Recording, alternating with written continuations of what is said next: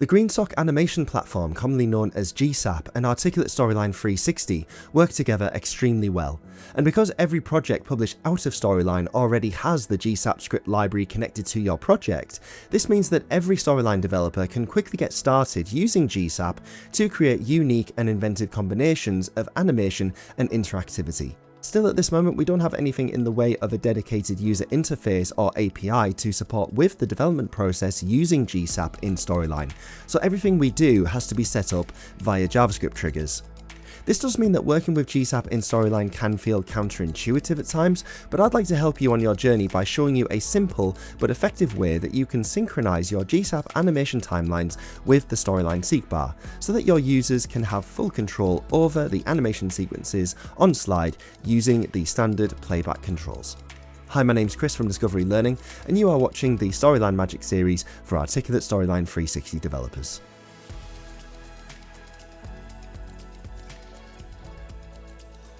So let's first of all do a quick recap of how we can set up a GSAP animation tween on our slide here using this B character that I'm going to have animate across the slide. With Storyline's new JavaScript API, we can easily get access to the ID value of the element itself to build our custom scripts with. Let's create a new trigger on this slide to execute JavaScript when the timeline starts. And first of all, I need to add a line that assigns my B image element to a JavaScript variable that we can reference in our GSAP code. So we'll create a variable by typing either var or let, and let's name this B. And then we're going to use a query selector method in order to target the element within our slides document object model. So now we can set up a gsap.to method in order to animate this image in the way we want when the timeline starts on the slide. So I'll use X% in order to move the B 2.5 times its own width from left to right. And let's also increase the scale slightly so that it looks like it's growing or getting closer to us over that time as well.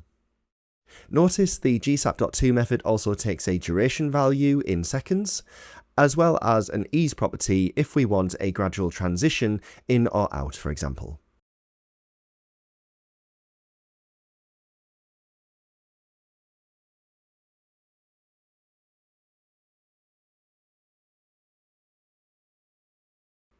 That's looking good to me, so let's now see how I can make this animation play as well as be controlled by the Storyline play pause button and the slide Seekbar.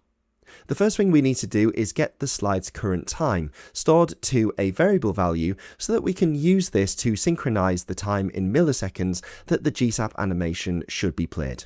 We're going to save some time here, and on screen right now, as well as in this video description, you will find a link to an article covering this process in full on the Discover eLearning website. The first code snippet box you'll see on the article page is the code that we need to copy and paste into Storyline in order to get that current slide time value in milliseconds.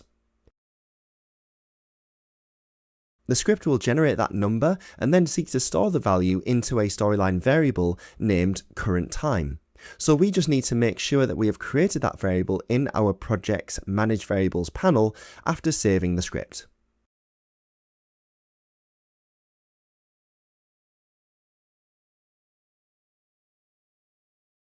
So let's just briefly overview what this code is actually doing. First, we are declaring a variable to assign the animation frame ID, and then we declare the function that is going to generate the current time of the slide seeker each time it is called. So this first constant uses a code that gets the information out of Storyline's system with regards to the slide's timeline. Then we can use the method of timeline.progress to return a value between 0 and 1 that represents the progress time through the slide. And so multiplying this value by 100 gives us this in a percentage format. And then lastly, because we also have a method that can be used to give the overall timeline duration, we can multiply this progress value by the duration value to give us a number that represents the current time of the Seekbar in milliseconds. We then use a setVar method to store this value into our current time Storyline project variable. And as you can see, we can potentially console log these other bits of information throughout the process if we wish to do so by uncommenting these lines. Lastly, by creating this line to keep polling the timeline, we can always get the most up-to-date progress value whilst the timeline is being played or scrubbed using the Seekbar. So let's set up a variable reference now on the slide in order to see that script in action.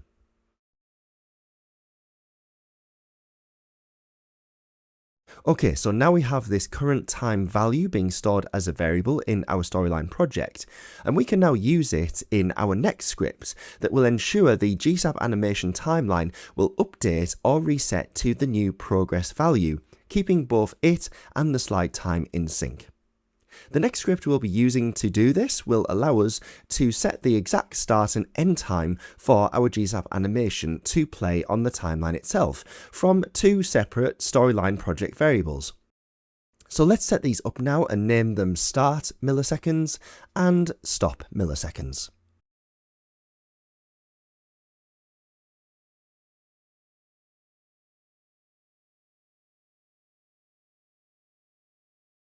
Again, we're going to save some time here and copy the entire script we'll be using from the Discover eLearning website article. And let's set this up as a new execute JavaScript trigger, but this time firing when our current time variable changes. There's a bit more going on this time, but you can see what is happening at each stage of the progress. The first two stages get the variables from our storyline project, and then we configure the GSAP animation sequence that we want to play here.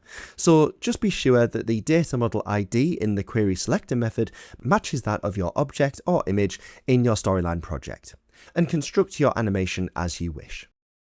The last two stages don't need to be touched, and they conduct the progress of both calculating and synchronizing the timeline progress for the GSAP animation in relation to the current time value generated in our other script.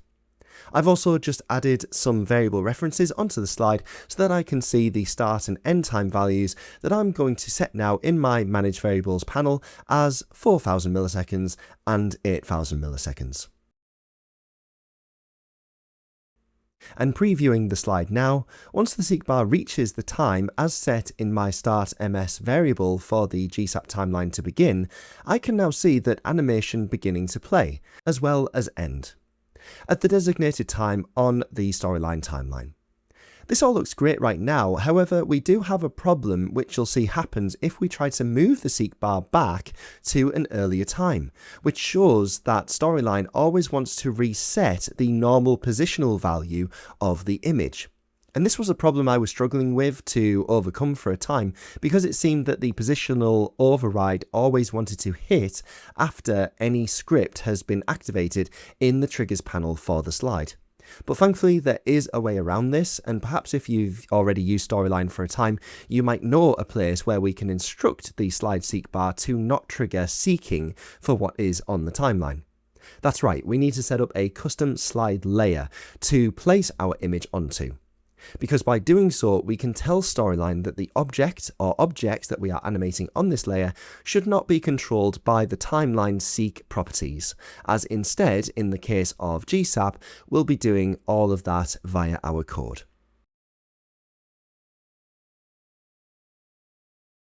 Just be sure that when you've done this that your data model ID still corresponds to your image on the new layer, and set up a trigger on the base layer to show that new layer when the timeline starts, making sure that both play for the same amount of time. And now you will find, using the slide Seekbar, that the positioning of the image will no longer be reset to the storyline default positioning, creating a completely smooth and synchronized connection between our slide timeline Seekbar and the timeline of our GSAP animation.